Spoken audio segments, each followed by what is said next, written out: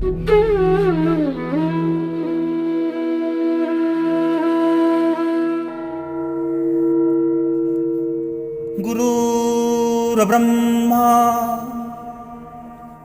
गुरुर्विष्णु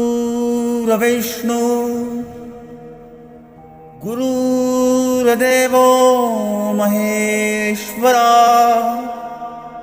गुरुर्साक्षात् परं ब्रह्मा तस्मै श्री गुरवे नमः।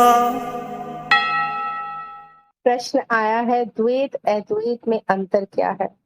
द्वैत है जहां पर दो है, दो प्रतीत होते हैं।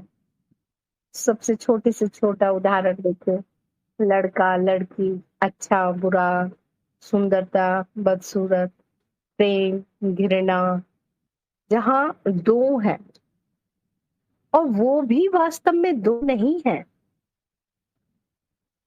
एक ही चीज, उसके दो बिंदु हैं। जैसे हम कहें अंधेरा और प्रकाश, तो अंधेरा और प्रकाश ये द्वैत हो गया, दो हो गए। लेकिन वास्तव में कभी गहराई से मनन करो तो ये भी दो नहीं है, एक ही है। एक ही चीज के दो छोर है ये, एक छोर पर प्रकाश है, एक छोर पर अंधेरा। जितना हम अंधेरे की तरफ चलेंगे, इसका अर्थ है कि वहां प्रकाश कम है। हम ये भी कह सकते हैं कि यहाँ प्रकाश कम है, और हम ये भी कह सकते हैं यहाँ अंधेरा है। जितना हम प्रकाश की तरफ चलेंगे, हम ये भी कह सकते हैं यहाँ प्रकाश है, और हम ये भी कह सकते हैं कि यहाँ अंधेरा कम है। तो देखा जाए तो अंधेरा और प्रकाश, हम इसको द्वैत की श्रेणी में रखेंगे। और अद्वैत की श्रेणी में, अद्वैत की श्रेणी में ये एक ही है, बस दो इनके बिंदु हैं, दो छोर हैं जो हमें दिखाई दे रहे हैं, प्रतीत हो रहे हैं, प्रतीति मात्र है दो बिंदुओं की। वास्तव में ये दो बिंदु नहीं है। जितना सुख बढ़ता जा रहा है, इसका अर्थ है दुख का अभाव है। जितना दुख बढ़ता जा रहा है, इसका अर्थ है सुख का अभाव है। सुख और दुख, हम इसको द्वैत कह सकते हैं। लेकिन जब सुख और दुख द्वैत नहीं है, जब हम दो बिंदुओं को नहीं देख रहे हैं, हम उन दोनों के बीच में जो एक है उसको जब हम देख रहे हैं, तो ये अद्वैत है। ये एक ही है जिसके दो छोर दिखाई दे रहे हैं। जब हम प्रकट और अप्रकट की बात कर रहे हैं, तो ये दो नहीं है। इन दो के बीच में जो एक है वो अद्वैत है। दृश्य और दृष्टा ये दो नहीं है। इन दोनों के बीच में जो एक है दृष्टि, वही दो भागों में प्रतीत हो रही है। तो द्वैत हो गया जो दो भागों में प्रतीत हो रही है। इन दो भागों के धरातल क्या है, आधार क्या है, वो अद्वैत है। इन दोनों के पीछे में जो है वो अद्वैत है। अद्वैत का अर्थ है जहां ये भेद मिट जाना कि ये दो है, वो अद्वैत है। यहाँ पर जो द्वैत है उसको हम अनुभव और अनुभवकर्ता, इन दो शब्दों से जानते हैं। क्योंकि आप बिल्कुल नए आए हैं, आपका त्रिज्ञान भी नहीं हुआ है, तो समझने का प्रयास करिए। जो भी अनुभव हो रहा है हमारी पंच भौतिक इंद्रियों से, आंख नाक कान मुंह त्वचा, जो भी अनुभव हो रहा है और जो अनुभव कर रहा है, ये दो वास्तव में नहीं है। हम इन्हें दो कहते हैं। एक है अनुभव और दूसरा है इन अनुभवों को अनुभव करने वाला। ये द्वैत है। जहां ये भेद मिट जाएगा कि अनुभव और अनुभव करता दो नहीं एक है, वो अद्वैत है। और ये इस एक को दो में बांटता कौन है? बांटता है हमारा मन, जिसे यहाँ पे हम चित्त कहते हैं, वो बांटता है। इसीलिए अनुभवों को, अर्थात प्रकट को, आकार को, आकार से आपको समझ आएगा, जो भी जगत है, पूरा जगत, जगत को हमने यहाँ पे मिथ्या कहा है, क्योंकि ये नश्वर है ये। और इस जगत के अनुभव करने वाले को हमने अनुभव करता कहा है। इन दोनों को जब हम एक जान लेंगे, वो अद्वैत है। इनको दो भागों में चित्त बांट रहा है, और इस एक को हम यहाँ पे अस्तित्व कहते हैं। जब आप त्रिज्ञान करोगे, तब आपको और अच्छे से समझ में आ जाएगा। द्वैत को बहुत आसान भाषा में ऐसे समझिए, दिन रात, अच्छा बुरा, लड़का लड़की, स्त्री पुरुष, माँ बाप, अंधेरा प्रकाश, ऐसे समझिए। और जब ये दो एक हो जाए, दो दो प्रतीत ना हो, तब वो हो गया अद्वैत। इसी अद्वैत को किसी ने ईश्वर कहा है, किसी ने अस्तित्व कहा है। सबके अपने अपने नाम है। बाकी मेरा आपको सुझाव होगा, आप त्रिज्ञान जरूर कर लीजिए, और क्लियर हो जाएगा आपको, और अच्छे से समझ आएगा तब। क्योंकि अभी तो थोड़ा बहुत हल्का फुल्का बहुत सादा सी भाषा में मैंने आपको बताने का प्रयास किया है। तब आज की ज्ञान चर्चा को हम यहीं पे ही समाप्त करते हैं। मैं आशा करती हूँ सभी को अपने उत्तर मिले हों, सभी की प्रगति हो। इसी कामना के साथ ही मैं अपने शब्दों को विराम देती हूँ। धन्यवाद।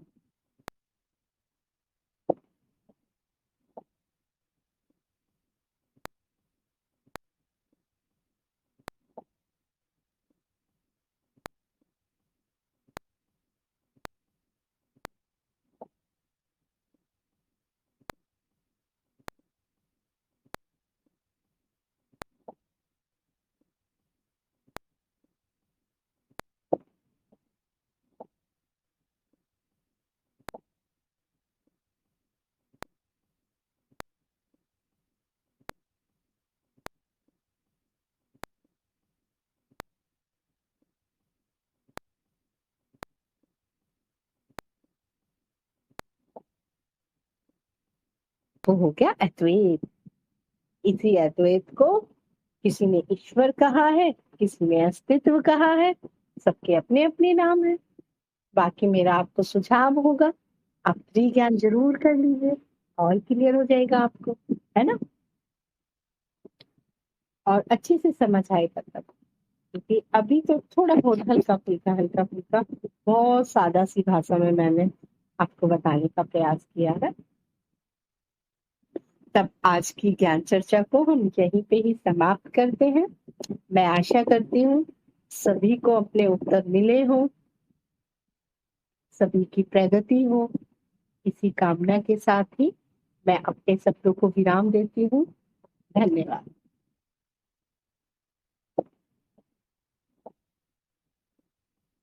आशा करती हूँ सभी को अपने उत्तर मिले हों, सभी की प्रगति हो। इसी कामना के साथ ही मैं अपने शब्दों को विराम देती हूँ। धन्यवाद।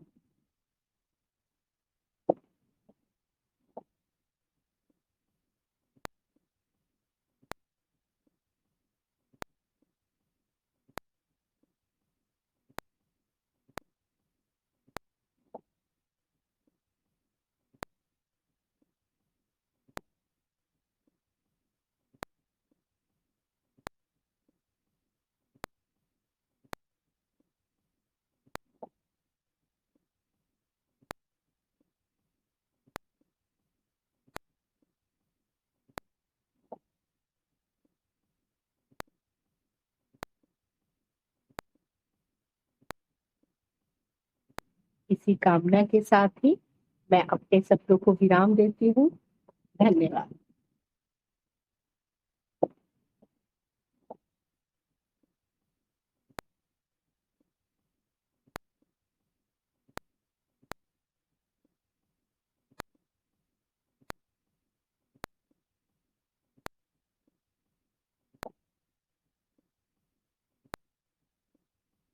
हो, सभी की प्रगति हो। इसी कामना के साथ ही मैं अपने शब्दों को विराम देती हूँ। धन्यवाद।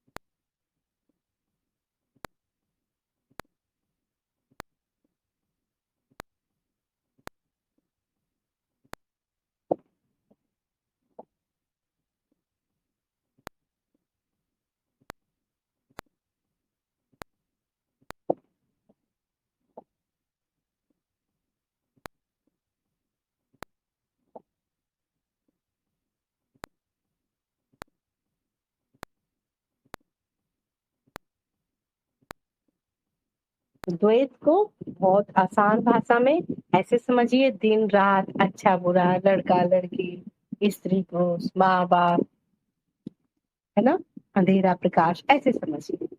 और जब ये दो एक हो जाए, दो दो प्रतीत ना हो, तब वो हो गया अद्वैत। इसी अद्वैत को किसी ने ईश्वर कहा है, किसी ने अस्तित्व कहा है, सबके अपने अपने नाम है। बाकी मेरा आपको सुझाव होगा, आप ज्ञान जरूर कर लीजिए, और क्लियर हो जाएगा आपको, है ना, और अच्छे से समझ आएगा तब। क्योंकि अभी तो थोड़ा बहुत हल्का फुल्का बहुत सादा सी भाषा में मैंने आपको बताने का प्रयास किया है। तब आज की ज्ञान चर्चा को हम यहीं पे ही समाप्त करते हैं। मैं आशा करती हूँ सभी को अपने उत्तर मिले हों, सभी की प्रगति हो। इसी कामना के साथ ही मैं अपने शब्दों को विराम देती हूँ। धन्यवाद।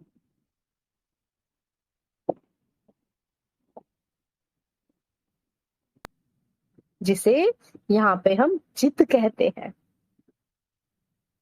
वो बांटता है। इसीलिए अनुभवों को, अर्थात प्रकट को, आकार को, आकार से आपको समझ आएगा।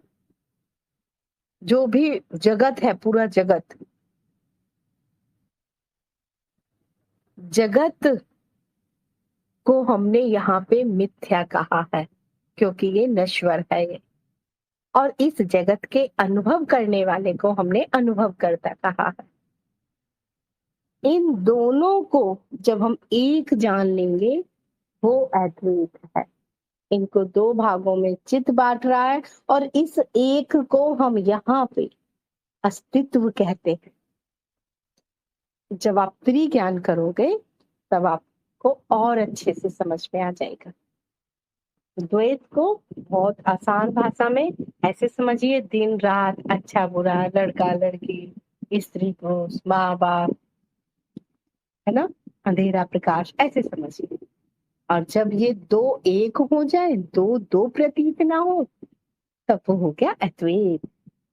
इसी अद्वैत को किसी ने ईश्वर कहा है, किसी ने अस्तित्व कहा है, सबके अपने अपने नाम है। बाकी मेरा आपको सुझाव होगा, आप ज्ञान जरूर कर लीजिए, और क्लियर हो जाएगा आपको, है ना, और अच्छे से समझ आएगा तब। क्योंकि अभी तो थोड़ा बहुत हल्का फुल्का बहुत सादा सी भाषा में मैंने आपको बताने का प्रयास किया है। तब आज की ज्ञान चर्चा को हम यहीं पे ही समाप्त करते हैं। मैं आशा करती हूँ सभी को अपने उत्तर मिले हों, सभी की प्रगति हो। इसी कामना के साथ ही मैं अपने शब्दों को विराम देती हूँ। धन्यवाद।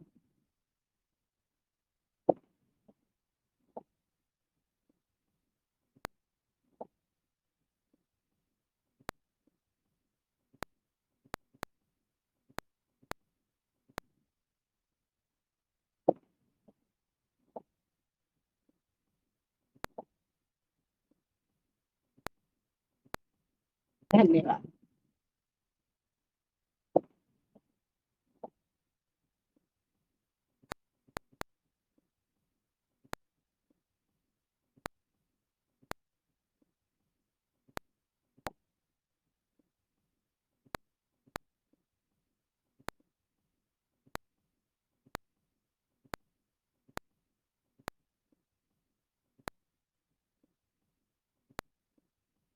हैं, मैं आशा करती हूँ सभी को अपने उत्तर मिले हों, सभी की प्रगति हो। इसी कामना के साथ ही मैं अपने शब्दों को विराम देती हूँ। धन्यवाद।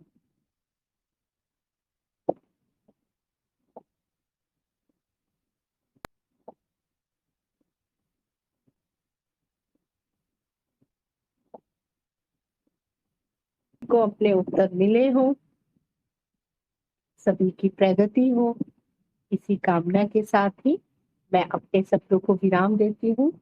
धन्यवाद।